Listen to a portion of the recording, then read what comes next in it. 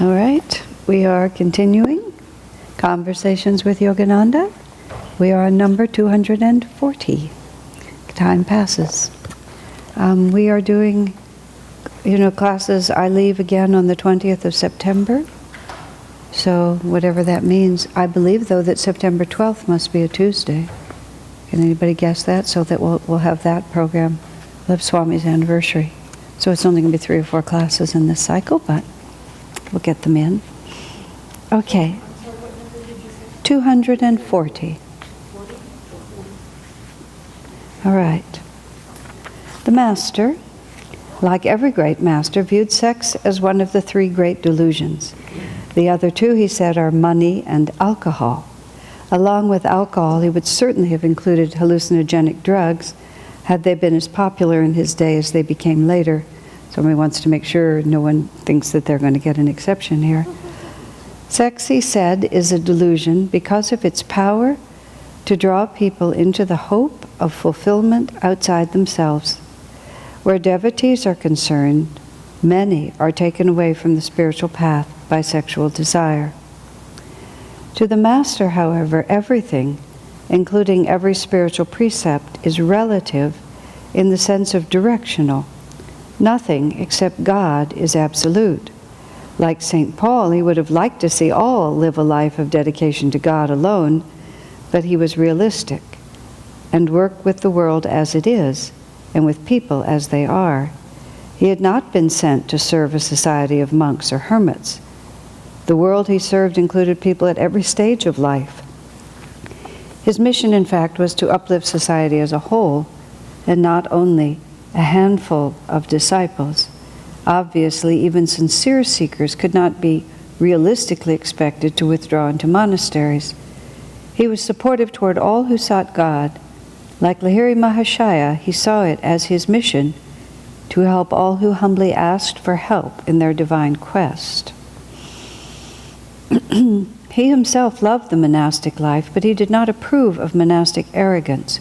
He wrote scathingly, in fact, of sadhus, India's holy men, who despised as materialists those very people who gave them the food they ate. As it happened, most of Master's highly advanced disciples either were or had been married. First in importance, as he saw it, were the qualities of inner non-attachment. Moreover, he did not condemn the natural attraction that exists between men and women. Rather, he strove to purify it, so that each might learn to see God in the other. Neither is better than the other, he insisted. They are simply different. Physical attraction between the sexes should be purified eventually to the desire for union with God alone. Even in marriage, then, provided it is a truly spiritual union, the ultimate goal should be divine union. Meanwhile, he urged everyone to see in all the one infinite beloved. Then there's 2 paragraphs about Jnanamata, which we'll come back to in a minute. This whole aspect of the teaching, we've been going through a long section here where he's been advising the monks and talking about this whole thing. Swamiji once said in a context, something I was reading, was of course what I've been reading recently. He was talking about some of the teachings of Lahiri Mahashaya about how to overcome sexual desire, and Swami sort of lamented. He said, I wish I could talk more freely about these things. He said, after all, it's just the body. But he said he just didn't feel in our society that he could, speak impersonally and frankly about sexual matters in the kind of way that yogis could talk to each other, just about it being just one more dimension of life that we're all working with. So it is difficult for people to focus in clearly without getting deflected by all of the vibrations that go on around it. So but it's helpful to be able to see it all in proportion, is neither more nor less powerful an issue than it actually is. Because I had such a long time in seclusion recently, you see everything, you stand back from everything quite a lot. And this sort of, and also I was working a lot through the lawsuit that was filed against Ananda, about sexual misconduct and all of that. So I was sort of dealing with that whole subject a lot in a very impersonal way. And the reason that the masters talk so much about, the reason that sex is elevated to the level of being a major delusion, like money and alcohol, is just that fundamental dis-ease that it creates within you. I was thinking back to being 13 years old, when all of that energy first begins to come up in you, and just how confused the mind becomes with this. The only way I could think of it and I could feel it is there's this constant pull to go off center. This constant looking around outside. Swami was talking about how young girls are not quite as driven as young boys are by the sheer physicality of it, but they become obsessively interested in boys. That was how he was talking about it. And said in fact, he was talking about meeting a woman who was actually in her 40s or 50s, but he said her demeanor was still like a high school or a junior high school girl with her constant distraction. And he was sort of tracing that back, that's where it all begins, is that you have this thought in your mind that you need something that you don't already have. And yet the other side of it is, we do have this deep longing for a fulfillment that we don't have. And that fulfillment is the divine, but it also, there's this really deep longing to be loved, and for intimacy, and to be sort of understood, and to have. And just to make it more complicated, Master actually really does talk about soulmates, about there being an actual pair to you.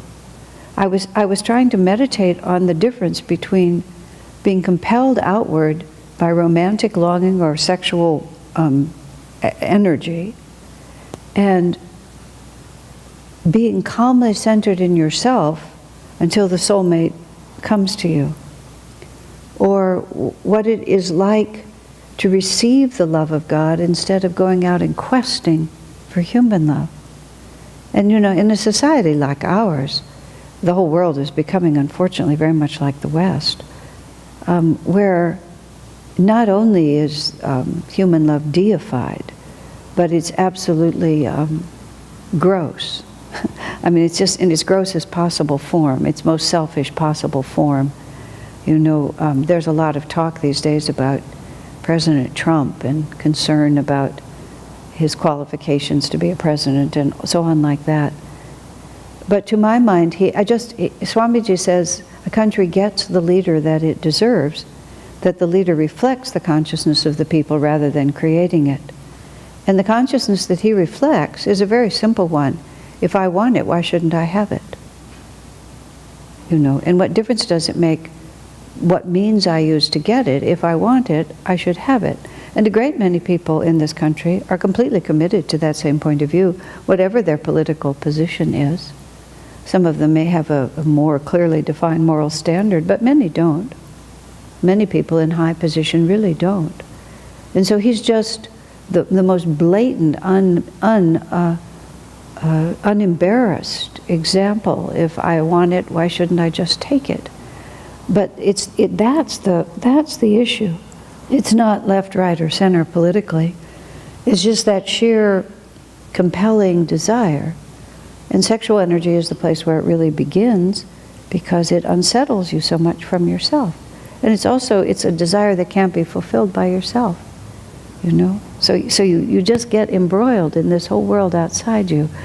I think it's very hard for us even to imagine, what it would be like to be completely free of that. Although all the masters tell us, once the illusion is broken, Swami said that himself. He said, Master always told me, once the illusion was broken, it's incomprehensible to you. That's a wonderful thing to meditate on. Just like, what would it be if this was not only not compelling, but incomprehensible? And then just what peace you would be in. That doesn't mean you would even necessarily be a monastic, but you would at least be at peace. And whatever would come into your life after that would be drawn into your life instead of chased, which would be such a different kind of energy. But of course, Swami writes in here immediately that you can't just be an avatar to the people who are already free. And that was even Lahiri's conversation with Babaji. Babaji said, teach this Kriya to those who are willing to renounce the whole world in order to have the spiritual life. And Lahiri basically said, well, I guess I'm not going to be very busy. I won't have really much to do, sir. He said, lots of people are bound by delusion, but they're very sincere in their desire to get free of it. So humbly ask for help. And then he says it's directional. And that's why we don't have a judgmental moral code within our reality. And also, as Swamiji says, this age is just so chaotic. He said to me in one context, as in principle, people living together before they're married, he said, is really not such a good idea. But he said, it's such a restless age.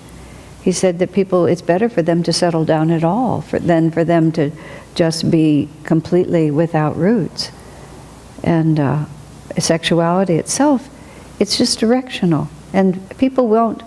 The good news about our present reality is that everybody gets to find out for themselves, which is the good news and the bad news. I mean, I said to a gentleman who's in his late 20s now, that, the good news for your generation is you have absolutely no moral standards. And so as a result, whatever you actually come to will be genuinely your own. Because there's nothing in our society or culture that actually guides you according to any high principles anymore. And it's extremely difficult in this age to hold to high principles if you're not in an ashram environment, which thank you God we are. But even within Ananda, it's still it's unstable. Swamiji said it'll be several generations before it stabilizes.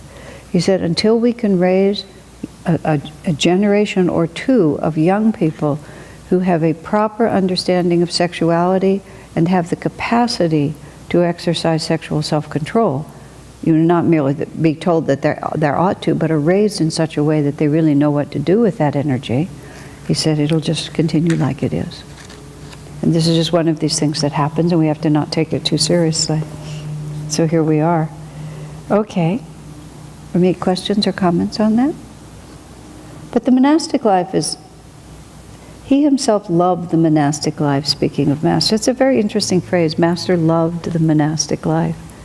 Just the freedom of it, the simplicity of it, the lack of complicating karmas.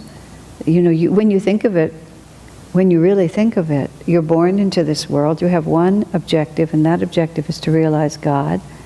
And what we do is we get so interested in getting married, and then we get interested in having children, and then those children have children, and then those children marry, and then they bring in other families, and before you know it, you are completely embroiled in this huge network of obligatory relationships, some of which are uplifting, and many of which are not. And if you've never lived a monastic life at any stage of your life, you may not really appreciate the marvelous simplicity of it, and the marvelous freedom of not even having your own gender, ideally. You just lose. When you're not in relationship to the opposite, it's much easier to lose a sense of self. I mean, it was a small thing, but during my 8 weeks of seclusion, I never liked mirrors anyway. I don't like to go in the bathroom and have an 8-foot display of myself. It's just so tiresome. So this little house that I was staying in had like this 4-foot mirror, half the wall in the bathroom, and it just occurred to me that I didn't have to see myself every day, so I had a big piece of bubble wrap which I just put over it. And then I just stuck some pictures of the masters up there, which I had never thought to do. I covered all the mirrors in my house too. That when in Judaism, when somebody dies and you're sitting shiv, which is the mourning period, you cover all your mirrors. So all my Jewish friends ask me, am I in mourning when they see all my mirrors covered? No, it's just like I can't think of a good reason why I would want to see my face just on a random, regular basis. But it's not really that I object to my face. It's really very interesting. If you don't see your own reflection, you don't think about having a body as much. Every time you see your own reflection, it's not just a question of whether I look nice and my hair looks good or anything like that. It's just there I am. And it was very interesting to me because I was so solitary for 8 weeks. I didn't talk or interact, and I covered the mirror. And it didn't, I didn't even have to peek, because who cared? You know, at home I have a little mirror because I have to come out and not be offensive. And then I'm immortalized on film, so even, you know, it's just, but there I didn't even have to do that. And it was, I got into that wonderful feeling of just forgetting. You know, there didn't happen to be any windows or anything. There's no reflection, you never see it. It's a great practice, because your body's just going to age all by itself anyway. You don't have to watch it. You know? Anyway, so where was I? Oh, they was talking about the monastic life, about the, you know, it's also the other side of it. The monastic life just creates this. When you don't have any responsibility for anyone else, sometimes people use responsibility for other people to justify behavior. Well, I'm doing it for my wife, I'm doing it for my children. You know, I wouldn't be like this except that I have to think about my children. And sometimes it justifies selfishness that they would be hard put to justify. But most of the time it's just Dharma. You do have responsibility. When Swamiji was establishing the Nayaswami order and the Tyagi aspect of it, which is essentially the brahmachari for married couples part of it, meaning the novice. The novice Nayaswami is Tyagi for married couples. But he had to say, you can't be a Tyagi if you're raising children. And his words were, because you have to have, the relationship you have with your children has to be more personal than is appropriate for Tyagi. Which is a very interesting thing to contemplate. Plus, you don't have the freedom to declare what your karmic trajectory is. Because if your children have a demand on you, that is your dharma. Your own karma is gone. You know, the parent, the child eats the parent. I mean, there's all these myths and stories that are all described like that, where the child is born and the child then consumes the parents. But the child does consume the parent. People have very romantic and wrong ideas about parenting. It's a complete self-sacrifice, so therefore it's a path to sainthood. But monasticism frees you from all of that, and so there's just this capacity to just have it just be you and God. And everything gets stark. It goes into black and white, because there's no, you don't have wiggle room. It just either is or it isn't. It's very marvelous. So, but then he also talked about the sadhus who were very arrogant about their monasticism. You see, every path, every single path has its downside. And what's been happening more recently meaning centuries, is that this arrogance, we're monastics and you poor saps are just householders. And that's why I think in Autobiography of a Yogi, Master wrote, the householder path, provided that the individual can do it with mental detachment, is actually a higher path than monasticism. Meaning, because one is so secure in one's consciousness, one does not have to protect it. That's how Swami talked about Master himself was so secure in his divine realization that he could be completely at ease with people. Whereas Swami used as an example Ramana Maharshi, who was also a great soul, but not as secure in his spirituality as Master was, so he was very austere. He had to hold himself away from the world to a very large extent, but Master didn't have to, because his realization was so complete and so long-standing. Now, what the nuances of all that are, I'm not going to say. I don't think anyone asserts that Ramana Maharshi was an avatar, but he was a free soul. But Master was an avatar. He'd already finished the story a long time ago.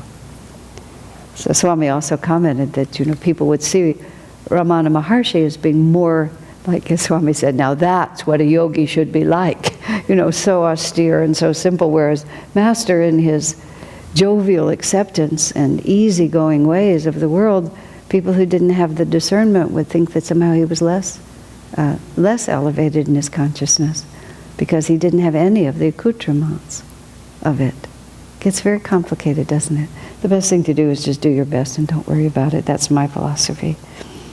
But Swami makes this, moreover, Master did not condemn the natural attraction that exists between men and women, Rather, he strove to purify it, so that each might learn to see God in the other. This is a very important part of it, because very few people are actually really set up to be monastic. It's not even good for them. Swami says somewhere celibacy isn't really good for a lot of people, because it's too much of a strain. Sometimes people have no choice and you just have to take what God gives you. But nonetheless, it's not like inherently this inclination is wrong, because for most people, that is how they begin to overcome their egoic selfishness, is by the necessity to be close with and to serve and to be involved with someone else. There's very few people, comparatively speaking, who actually don't need that kind of proximity and that kind of compelling force that makes you give up your own desires. One of my friends, who was a long-time devotee before he married and then had 2 sons, he just said jokingly, he said, I thought I was a generous-hearted guy. He said, until I had children. He said, I had no idea how selfish I was. And I had no idea what real selflessness looked like until I had to raise these boys, because that was the point at which it was just like, who cares what I want? It's just absolutely off the table. And because he has a noble nature, he was a marvelous father and just went into it wholeheartedly with no resistance at all, because he saw that's what he was supposed to do. I used to have a more cynical attitude toward families, but that was immature of me, because I didn't understand that without families, most people don't give. And so what we're really here to do is give. And that desire that most people have, to have a partner and to have a family, is God implanted. Because it really is there. Because otherwise we'll never learn. So there's a huge difference between actual detachment and fear of involvement. And many people are afraid rather than actually free. I mean, a healthy amount of fear is a good thing, because it is fearful, fearsome. But to be afraid is not the same as to be free. And what Swami's has created with Ananda, where people can move in and out of different lifestyles, is a tremendous benefit at this particular time, because it's not like you try the monastery and then you're just lost, or you try marriage and if it doesn't work you're lost. It's like, oh well, that's what we try. And one man who tried a marriage at Ananda in a very difficult, and it just didn't work at all. Afterwards he described it as, my former wife and I tested out Swami's theory that any 2 devotees could be happily married to each other. And we discovered that in our case it wasn't true. And they were friends before and they were friends after. He just said, in our case it just didn't turn out to be the way it was. But it was worth trying.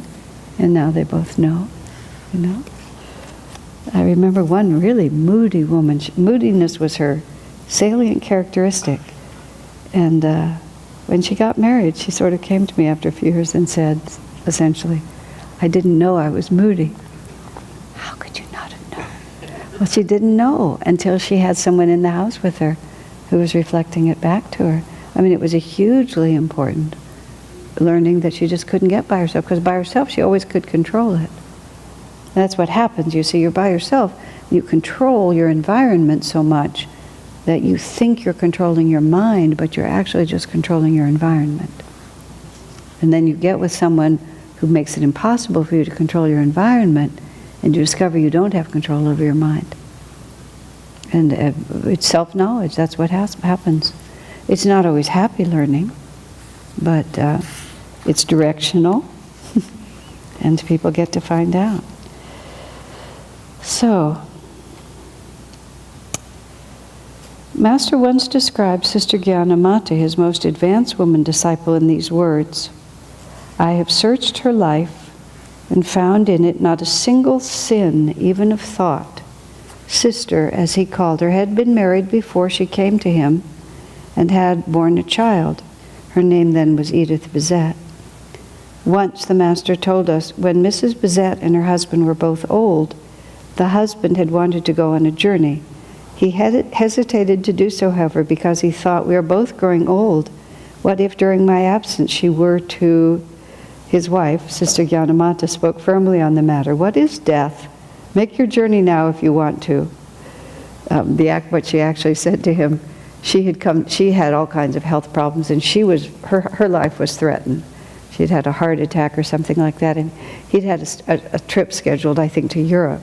He was a prominent professor in Washington State. And so he was going to cancel his trip, and she says, what, are you just going to sit here and watch to see if I die? Are we going to spend the rest of our lives together while you're just sitting there watching to see if I die? And then, of course not. And so he went on with his life, and she actually outlived him. And he brought her to Master and said, I'm not going to live much longer, and she's wanted to be with you for so long. And so he established her at Mount Washington, and then a year later he passed, and she lived much longer. But she was married and had a son. But she was a Jivan Mukta, and she was freed at the end of her life. So she's a very good example. She said, our union, she was implying, is eternal. What do momentary parting signify? At her funeral, the Master said, I saw her sink into that watchful state of final liberation. The image here was of a wave sinking back into the divine ocean. She attained her freedom through wisdom, Master added. My way has been through joy. So sweet. Master died, I think, 6 months after her. It's like they were just some kind of a pair, even though it's just very unusual. Any comments or questions on any of that? The teachings in this book, well, in all of Swami's books, but you can find something balanced and clear about every aspect of the spiritual path. I think I mentioned that on Sunday. What Swami has done with the spiritual teachings and what Master has done is just so amazing, because you never find yourself in a cul-de-sac of some rigid orthodoxy that you have to meet. You can always find a place where, at least I have always been able to, where your own reality meets what Master or Swami said, and then you have an actual strong spiritual direction that starts where you are, instead of having this picture like the real people who are serious or renunciates, and I have to shave my head and I have to do all these other things.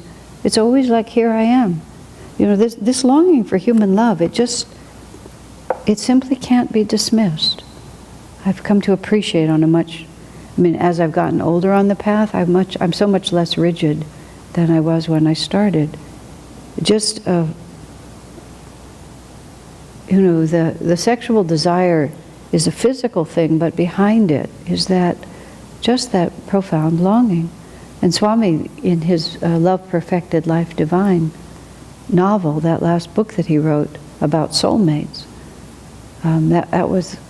before that he said, every single desire has to be fulfilled, and the desire in the human heart, as he put it, to be loved not only impersonally by God, but personally by another person, he said, is so deep in the human heart that it must mean that God has a solution for it.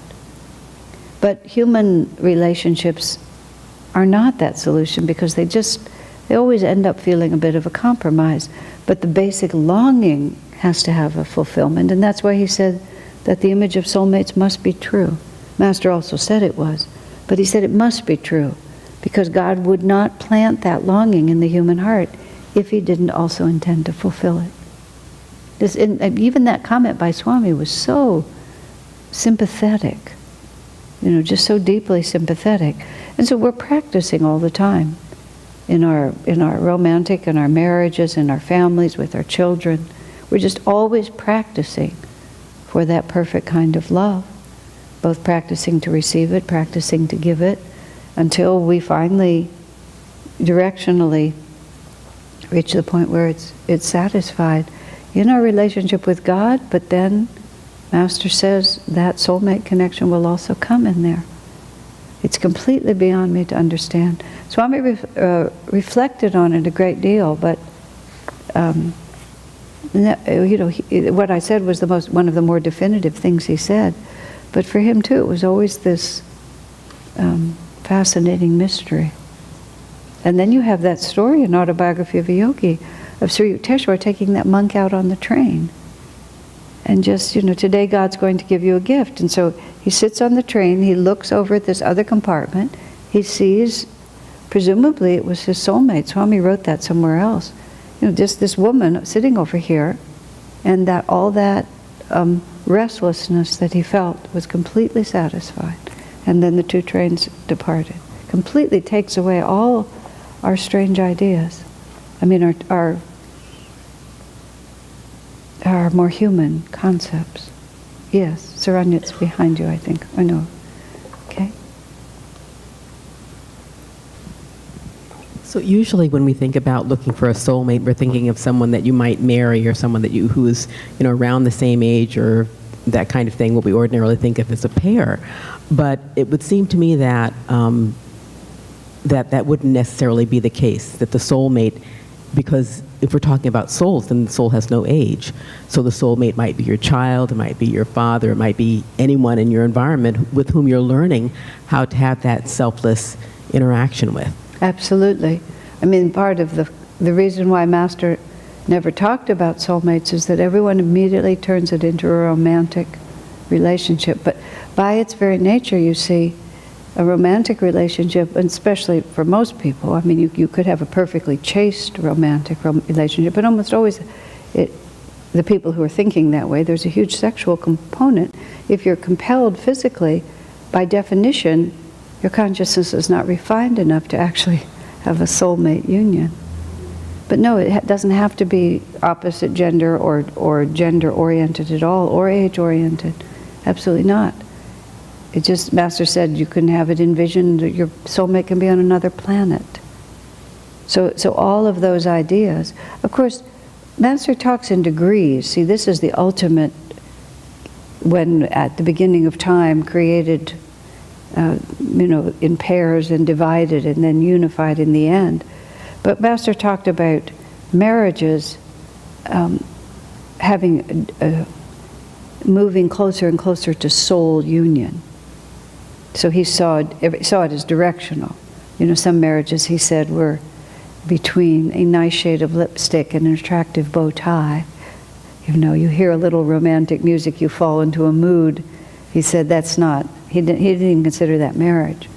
So Master he didn't object to divorce and remarry. Not frivolously, but he said often people are they're not really, there's no soul union. And that to him was not marriage. But the more, he used Amalita Galakuchi as an example, who apparently was married to a brutal man, and one day she simply walked out on him.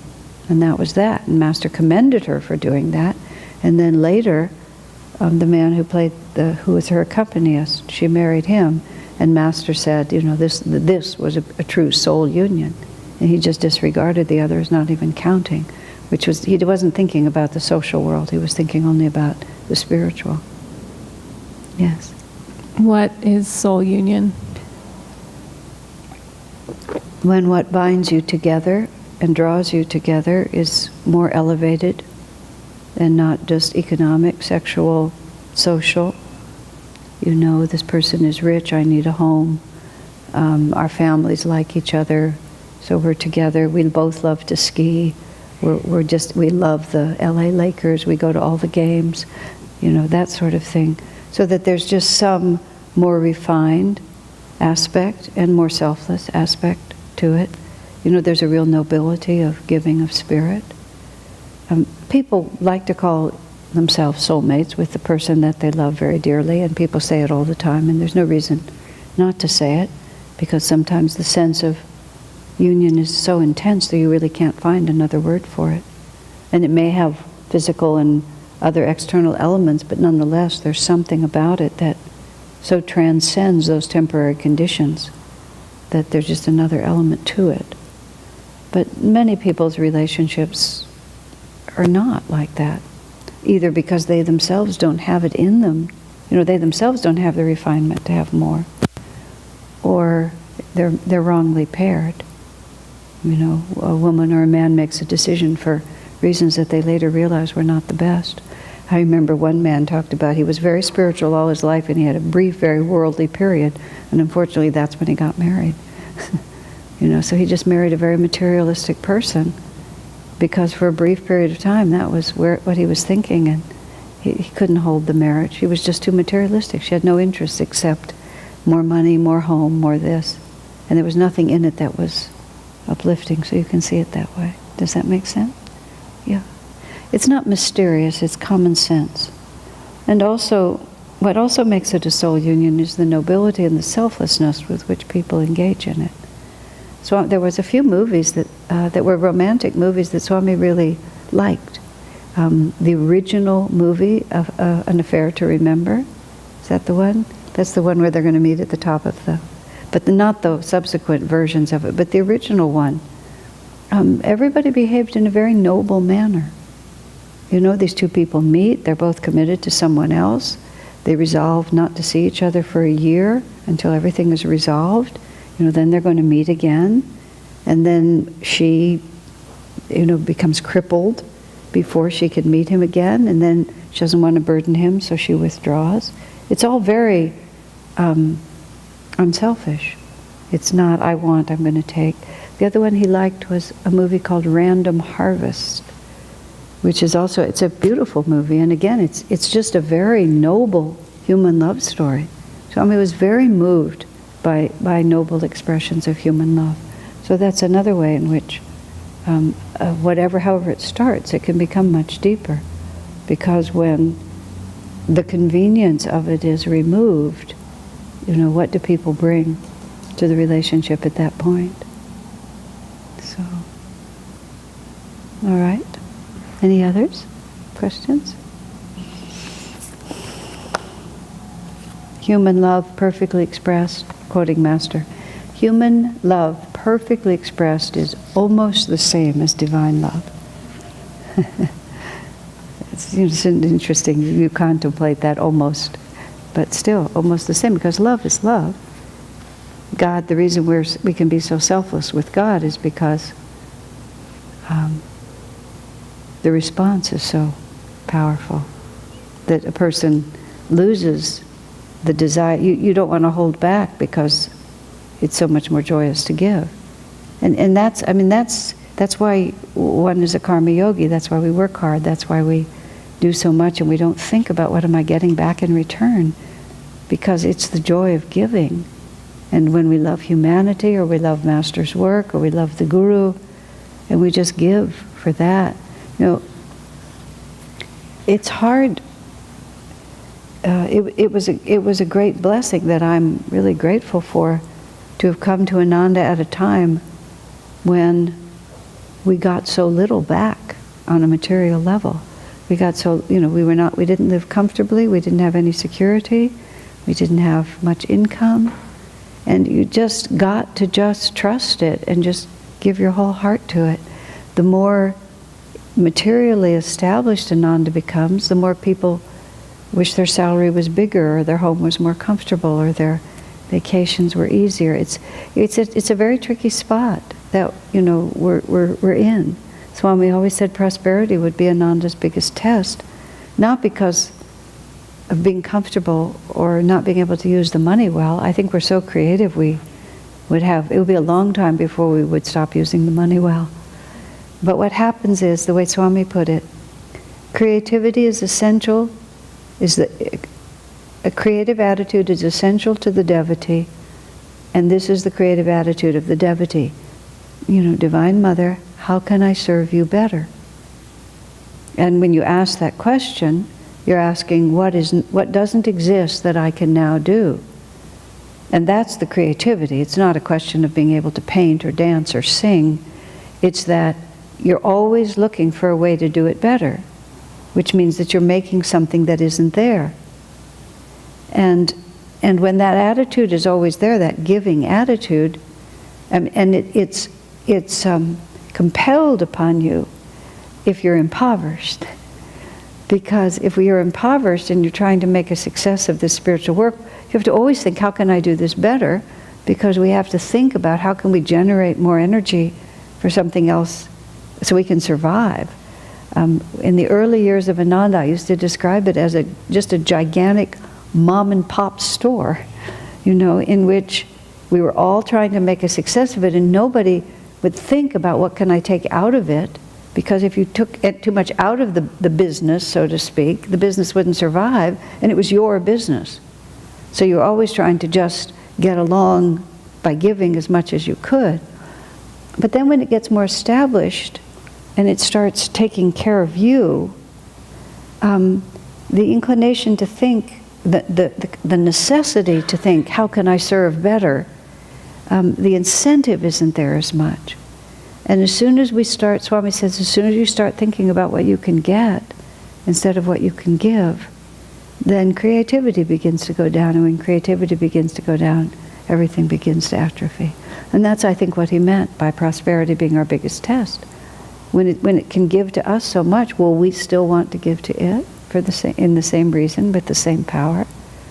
Because that's what will ruin Ananda, is when it's a place that people come to get from instead of to give to. And it's nice if it just stays, jokingly, and I don't know if it's true or not, but I don't know if it was Swami Shivananda. It might have been him. It was some well-known yogi who just always kept his organization on the edge of bankruptcy, because he just never felt it would serve them to not be hungry. So we'll see. God's doing a pretty good job of that with us, but we're going bankrupt at a more and more comfortable level.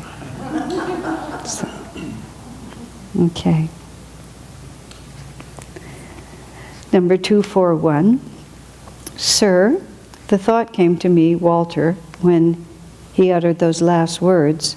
If Gyanamata attained liberation, this is a continuation of the one above, where Gyanamata attained her freedom through wisdom, Master said, and my way is through joy. And sir, the thought came to me, Swami Kriyananda, when Master uttered those last words, if Sister Gyanamata attained liberation, how is it that she didn't have disciples?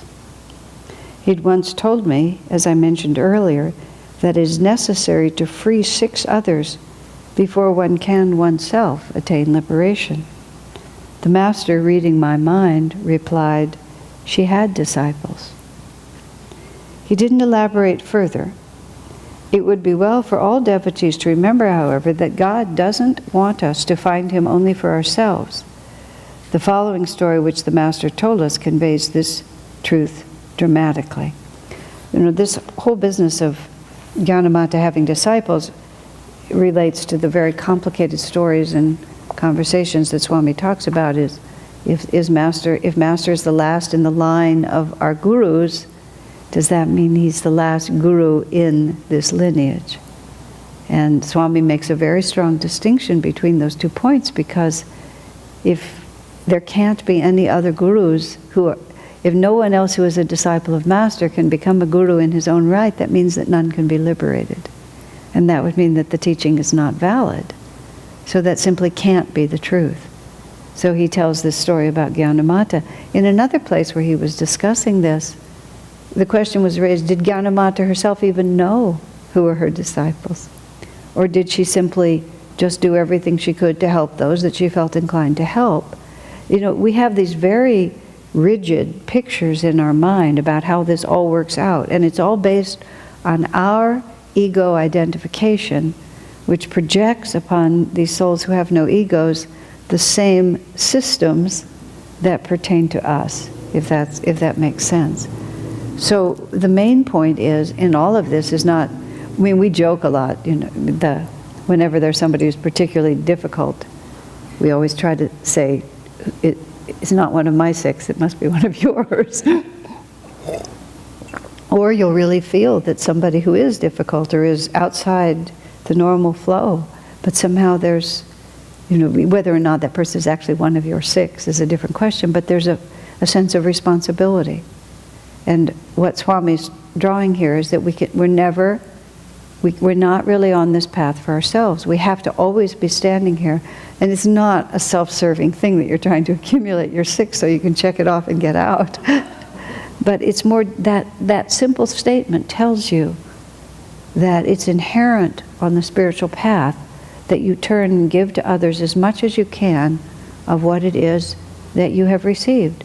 In the Festival of Light, when we talk about greater can no love be than this, from a life of infinite joy and freedom in God, willingly to accept pain and death for the salvation of others. We make that statement. The next line is, this is the fourth and last stage of the soul's long journey. So we have gone. We've had the mission, we've had the revolt, we've had the quest, and the last one is absolute self-sacrifice for the sake of others. I mean, not everyone apparently comes back as an avatar, but the fourth and last stage is accepting all of these realities for the sake of others. So that also tells us that right from the beginning, the necessity to always be asking the question, how can I serve? I've spent a lot of time in my life, and especially in the last few months, just contemplating how Swamiji related to the people around him and to the world. And he had this complete, well, he had no vrittis, so he was in a state of total self-mastery at all times. But he never reacted to anybody's realities. He only responded to it, and he responded always in the same way. He would just, whatever it was, whatever, spectrum on the spectrum of ego stood in front of him, which is us. Wherever we were, he just looked at us very impersonally and had just one question: how can I help? And then with great intuition, he would just try to help. And if it was somebody he knew for many, many years and worked with continuously, it was never rote, it was never automatic, it was never impatient. It was just, here you are today, how can I help you today? And he would just try to find a way to help. If it was the taxi driver that he was going to see for 5 minutes, he would still just, how can I help? And no matter how convoluted or continuous, or how many times he'd seen, how many times the person brought to him the same issue. One of the stories in the book about Swamiji, it happens to be one of my favorites. I can't remember what I called it.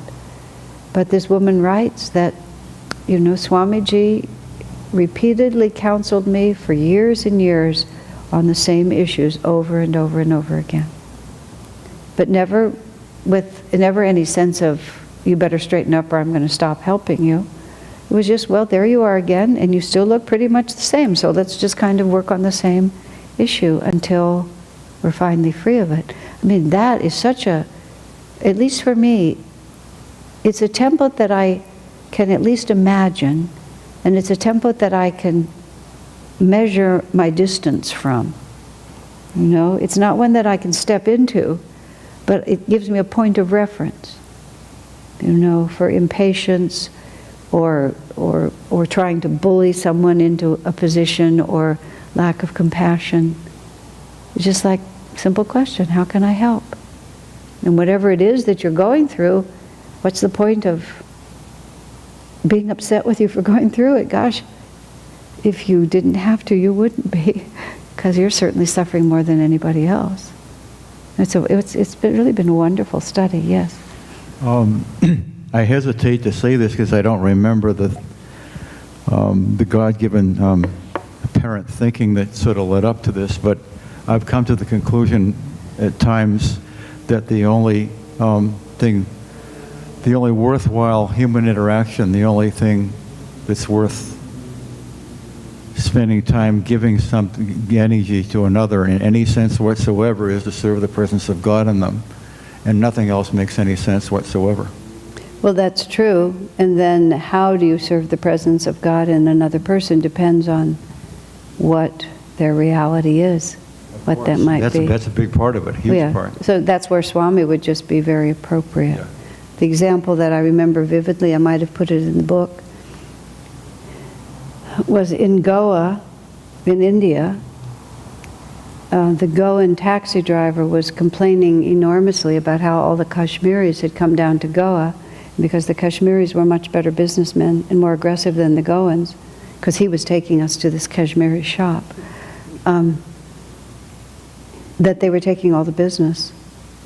And we had this taxi driver for several rides, and Swami had these long conversations with him about Goan handicrafts. You know, what are natural products? What are the things that you all could work on? And he was just trying to get this man to think creatively, rather than complaining about the Kashmiris, to think positively about what they could lift up in response. And it was just so interesting to me. Once again, it was like Swami's bringing up this subject I never really considered, and I saw, oh, this is what he's trying to do. He's trying to give him a creative solution instead of then a complaint. And there was no touch of anything else, because he wasn't interested in anything else. But it was exactly that. It was, where are you standing, and how can I help you move forward? Interesting. All right, let's take a little break, 5 minutes. We are now in number 242. The following story, said Master, happened before my time, but my father was personally acquainted with it. A Maharaja had been excavating a lake on his property, and beneath the mud at the bottom, 3 yogis were discovered in good condition, seated in the lotus posture. An engineer working on the project estimated that they must have been there at least 300 years. They were in samadhi. To reawaken them to outward consciousness, the Maharaja had someone apply hot pokers to their feet. Finally, they succeeded in bringing them back. You should not have done this, they told him severely. We were very near liberation. Now we shall have to be reborn, and to continue working toward that goal in new bodies. It was not possible for them to keep their bodies any longer, having been out of them for so long. Before dying, they said to the Maharaj, you have committed a serious transgression by disturbing our deep state of communion. You will have to pay the price. In fact, soon after these yogis left their bodies in death, the Maharaj and his whole family died. That was his punishment for disturbing the harmony of these yogis' inner communion. On the other hand, the yogis themselves, by being so rudely forced out of their inner state, were paying a price for seeking liberation for themselves alone. Divine Mother didn't want them to merge in the infinite without first helping others too. Now, talk about a weird story. That is so weird. Let's just take one piece of it at a time. Here's the part that I think is really weird. There were 3 of them together. So like, what is that about? Just from, as we think about God realization as being a singular effort, but these 3 were united in this effort together. And even the yogi who spoke said, now we will have to be reborn. So there's some kind of interplay. I mean, this is spiritual community in another form. The story that is told about the 3 hermits who the bishop came to teach them the proper prayers, but they forgot the prayers and they were running across the water. But again, it was companions working together for their spiritual liberation. That part of it struck me at some point after having heard this story a number of times, that they're working as a team. Isn't that interesting? And then the other part of it, remember when we did the Patanjali series, those of you who were here with that course, remember we got to Samadhi and there was still about a quarter of the book left? And then we had to just go through all those things about what you do after you reach Samadhi. And so this other sort of picture that we have in our mind, that you're here and you're in delusion and then bingo, it's all over. There's some kind of long, transition of, is it the Jivan Mukta going through all those incarnations where you're visualizing all those lifetimes? In a few letters that I saw of Master to Rajasi, he's talking to Rajasi about various things that he can do in his expanded state. Just sort of, I don't have a clear picture of it, it was just a fragment, but it was like instructions that you can have all these different kinds of experiences, and that's what Patanjali talks about. That once you're in this elevated state, you just keep working in a wholly different way. Lahiri Mahashaya's life, when he was sitting there all that time meditating, he was doing things with his expanded consciousness, and he kept a diary, which just little fragments of it have been brought into English. Mostly I think it's just not time for it to be brought into English. But there's a whole something that happens on the level of consciousness that is very, very active, and apparently is very progressive. Now, all of these are so far beyond me, I can only speculate, but that's what these 3 yogis were doing there. They were almost liberated. But something interfered, and Master said it was Divine Mother. There was a flaw in their attitude. So even though they thought they were almost free, Divine Mother knew that what they didn't know they were not going to be able to learn in that circumstance. I mean, talking about, not getting married, which is where we started, just as a whole nother level of just not participating in the world at all, but just through consciousness finishing the karma that's there. Sri Yukteswar, in the little tiny bit of the holy science that I know about, because I've never really studied that book, he talks about progressive stages of purifying the heart, and earlier stages require intense interaction with other people. But then you can reach the point where what you have left that's binding you internally no longer requires interaction. And so these would be these 3 yogis, but still there are 3 of them. And then, of course, the horrible fate of the Maharaja. Why would he feel he needed to bring them out of their samadhi state at all? That was why would he feel that they couldn't just be left undisturbed? Maybe should have stopped excavating his lake at that point. Or at the very least, just waited, or moved them to a safer place. But instead, he compelled them in a brutal way to come back into their bodies. But what kind of a state of mind are they in that they have to apply hot pokers to their feet to get them back to come in? It's just the whole story. There's another one that Swami says, one hears a lot of strange things in India. One hears many strange things in India. That's the next line of this particular section.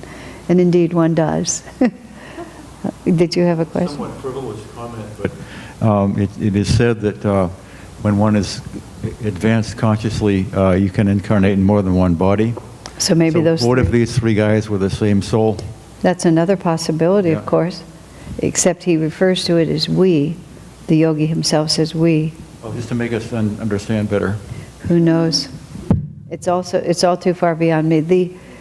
For those of you who've been to Varanasi and been to Shubhendu Lahiri's house, he has a very large house a short distance away from where Lahiri Mahashaya's smaller house was. And Shubhendu once said to us, "Have you ever wondered how my family got such a big house?"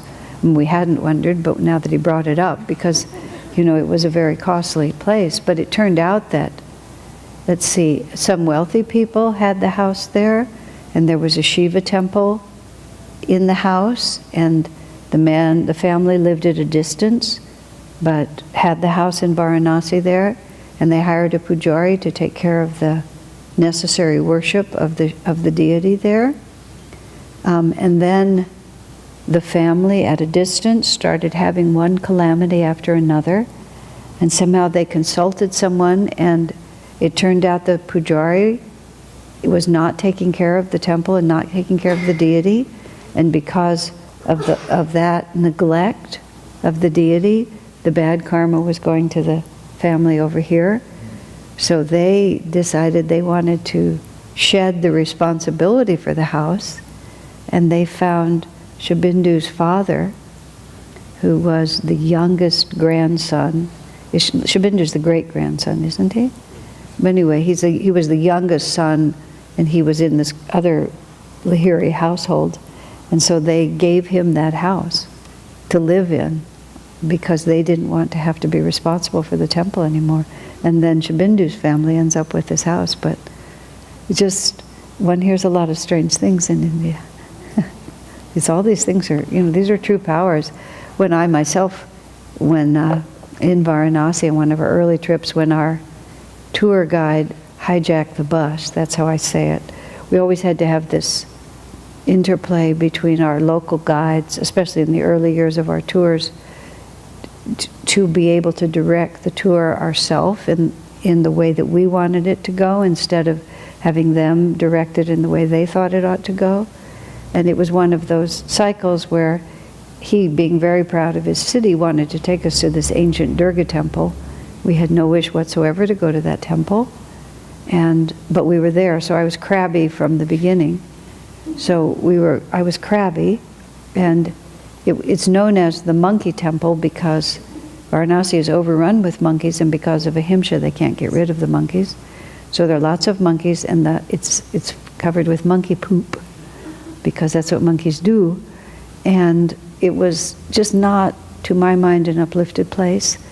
And there was this old pujari there who, because I was group leader is a concept, I was group leader, he kept putting, one of the group leaders, he kept putting this marigold garland on me, but the marigold was past its best sell date, and slightly rotten marigolds have a particular pungent odor that if you go to India you get really used to that smell. So he kept putting this thing on me, and I was permeated with the smell of rotten marigolds, and I was not thinking kindly thoughts, and I was very rude to the goddess Durga. I was really rude to the goddess Durga. Everybody from America who goes to India hits the wall at a certain point. And I hit the wall at the Durga temple. So I'm walking around with this putrid marigold garland on that I keep taking off, and the pujari keeps finding me and putting it back on me. And I'm thinking about the monkeys, and I'm not thinking nice thoughts about Durga. And as a consequence, I'm not paying any attention. And I actually walked into a band of monkeys. I divided the band because I wasn't paying attention. And one of the monkeys really didn't like that, and he jumped on my back. And I'm told, I remember this part, I was so mad, I grabbed the monkey. I'm usually very cowardly. I grabbed the monkey, I pulled him off my back, and I threw him on the ground, and I shouted, "Get off of me, you filthy thing," like that. And this is in the temple, and this is a big loud thing in the temple. And then the monkey, used his teeth on me. Fortunately, I was wearing a skirt, so he, instead of grabbing my body, which he could have, he grabbed my skirt. And then I just, started screaming at him, I think I continued to call him, "You filthy thing. Let go, let go, let go," like this. By this time, everybody in the temple is there, All the Americans are trying to rescue me, and all the priests are in a panic, because group leader being attacked by monkeys is not really a good thing at all. Yeah, screaming, but not in fear at this point, just anger. It was just anger. And I'm pulling at, my skirt and telling him to let go of me. And finally the priest comes over with a stick, but the monkey took a big bite out of the skirt. There was a big hole. Thank God it wasn't my body. Yeah, I was really lucky. And, then everything got straightened out, but instant karma. There wasn't the slightest doubt in my mind what was going on, which is Durga saying, "Don't mess with me, honey. I've been here a lot longer than you, and you are just nothing compared to me." It was so clear. You just these deities are real, and their power is real. And this was an ancient holy temple that had been worshipped for centuries, and my, disregard of it was not appreciated. It was really quite I was very, very careful after that. For every time I've ever gone to India since, I've never let myself get into that. And I took that skirt, that was my India dress. For years I wore the same clothes there. And I went up to the store, and I got a big monkey decal, and I put it on the dress, and I wore it. I always would wear it, and that monkey would be there, and he would remind me. So when I hear this Shibindu tell the story about the Shiva temple and so on, absolutely. It's just all really real. We disregard these things at our peril, and especially the sin against the Holy Ghost. Really, you God's presence is there, and if you're too arrogant to respond to it, he'll get your attention one way or another. Man, oh man. The other one was not quite so dramatic, and it didn't happen to me, but Carol Bartu, that's her name, in Seattle. She was always late. Always late. 32 people on the bus, and she was always late. It was late. You know, so everybody's on the bus waiting for Carol, just constantly. And it wasn't good. And so somehow or another, we're somewhere, I think it must have been Varanasi too, because it's another monkey story. We're sitting in some temple, and, you know, I'm just really having it out with her. Carol, this is just not going to do, you know? You can't have everybody wait for you like that. And I know, I really shouldn't be doing it like this. And this monkey just let loose, just all over her back, you know, all over. And it was just like, okay, karma's over. You know, I was bad, I'm punished, it's over. We just went on from there. And she was never late again. It's just things happen. She was so, you know, she was easy about it. It was a marvelous moment. And the monkey was your friend. Yeah, that time the monkey was the friend. But she was just, you know, karmic retribution. Okay, shall we go on? And then Swami says, one hears many strange things in India. I've encountered a number of them myself. During my 4 years there, a friend in Delhi related to me an account that had come out recently concerning an excavation that was just being conducted in Sabzi Mundi, across the river from where he lived. The workers had come upon the body of a yogi seated in meditation. They were able somehow, I hope, but the means used were kinder than the foregoing story, to revive him to outward consciousness. When he spoke to them, however, they couldn't understand him. A pundit, a Sanskrit scholar, was summoned, who said the man was speaking an old form of Sanskrit. The man asked, "What yuga is this?" They told him it was Kali Yuga. He wasn't interested in remaining. He couldn't retain his body after his revival. Before leaving it, however, he said to them, "If you dig over there," and he indicated a spot near where they'd found him, "you will find the Murti, the sacred image I used to worship." He then left his body. They dug where he indicated and found there a sacred Murti. What your consciousness would have to be like to just go into a state of meditation in which you would gradually be buried by mud and sand and so on. And you would be so... What I don't understand is why you have a body at all. Like, what is the relationship between the body and the state of samadhi? And it's just way so far outside of anything I could understand. But what a story. I mean, you know, we sit and meditate and a mosquito lands on your nose or a fly buzzes at your ear and you begin to itch here and you begin to get hungry and the chair is a little uncomfortable. But just imagine not even knowing any of those things. It's humbling. How about, let's say it's humbling? And it's also just, it opens your mind to the marvelous possibilities of life. You know, we live this little tiny existence and we're so interested in this and interested in that, and I think all these things matter so much, and yet this whole other thread is there where these people incarnate to do something completely different. And they take a body for an entirely different reason, with wholly different trajectory of destiny on it. And I was reading about Swami being in India in 1995 when he took a seclusion in Rishikesh, and we had an India pilgrimage that year, and we went to visit him in this little seclusion house in Rishikesh, and we walked through the streets there with him and went to see Swami Kriyananda, who is still living, who is the heir to the head of the Divine Life Society, heir to Shivananda's work, sort of the equivalent of Swami. And Swami was saying in that, he said, you know, walking through the streets of Rishikesh, I thought to myself, in America they would keep the streets cleaner. And then he thought, and then they would have clean streets. And he just realized, like, and so you have clean streets. So like, what does that really actually give you that really matters? And it's just, we get so used to things being a certain way, and we actually think it matters, but when you measure it against self-realization, you have that little story in Autobiography of a Yogi, where Master goes back to visit Sri Yukteswar, and he says, I want to buy you a new carpet. I want to fix up your ashram. Sri Yukteswar says, why? Why would you fix up my ashram? What difference does it make? And we think, well, it does make a difference. And it did make a difference for Master's world, because that's what Sri Yukteswar said, that's your world. Master came to America, he couldn't live in a hovel.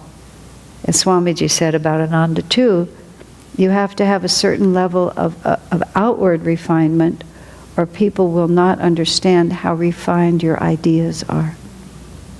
And when Swamiji had to trade it in his $75 Air Force surplus car, we went, there was one of the, they used to call them the meeting of the ways. There were these, they used to have these, bring all the New Age teachers together in these conferences.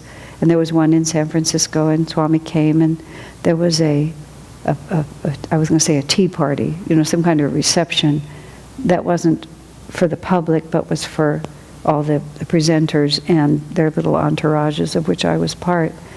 And we pulled up in Swami's old Chevrolet, which we'd gotten for $75 at a military surplus auction. We actually bought two, one for parts and one to drive. And it was an old American boat sort of car. And we were a little late, we parked a distance away, so we had to walk by the Cadillacs and the Rolls Royces and the Mercedes, and it was, and we'd come in this car. And then Swami said, I have to get a new car. And he said, in America, where money, he said, in India, they would respect me for driving this car. He said, in America, and he put a very interesting phrase, where money is so much easier to come by, they'll think the only reason I would drive a car like this is that there's something wrong with what I'm doing. It was a completely, so he went out and he bought this sort of, he picked out it was like the silver Ford that always looked like more than it was. I mean, it was just a sort of basic car, but somehow the design was such that when you first looked at it, you thought it was a classier car than it really was. I'm going to give you one last car story about Swami before I stop. I think it was after that one died. I think it was maybe the next one or the one after. He went to look at these cars, and by then he had a lot of his hips were always causing him pain and so on, and he liked to have a really big trunk and a really comfortable car. And so he found this, it was called the Park sedan or something like that, and he really liked it. It was a really good car for him. It was perfect. But he said all the people in the brochure looked so self-satisfied and proud because they had this car, and he realized that it was that kind of car. It was the kind of car that people were proud to own. And very reluctantly, he just decided he couldn't buy a car that people were proud to own. So he bought something else instead. But he was very conscious of all those nuances. So what does that have to do with? Oh, that has to do with the fact about how you can just have entirely different premise. And it's very good for us because we all have grown up in a certain culture, and it's nice to just stand back and realize not only cultural differences, but just how completely different the premises of a yogi can be from the premise of an ordinary person. And try to have the imagination and the courage, regardless of what our lives look like, at least inwardly, to have that attitude and not get eaten up by all the superficial considerations that define most people's lives. All right, any comments or thoughts before we... This book is such a marvelous parade of stories, isn't it? Go ahead, Karen. I was wondering, on the two stories about the meditating, the yogis in samadhi, if perhaps they only keep their bodies as a way of using them as like a transferring station of higher consciousness, into the material realm. I think that's as good an explanation as any. I mean, I think anything we speculate about could be true. These are the times well, there are other times too, but these are among the times when you wish you could still call Swami. Explain this to me. But sometimes he's answered me when I ask him questions like this with just a sort of eloquent shrug. I don't know, who can say what this is all about? It doesn't all fit into neat categories for our little brains. I thought they only buried the rishis or the avatars in a sitting position, like Sri Yukteswar.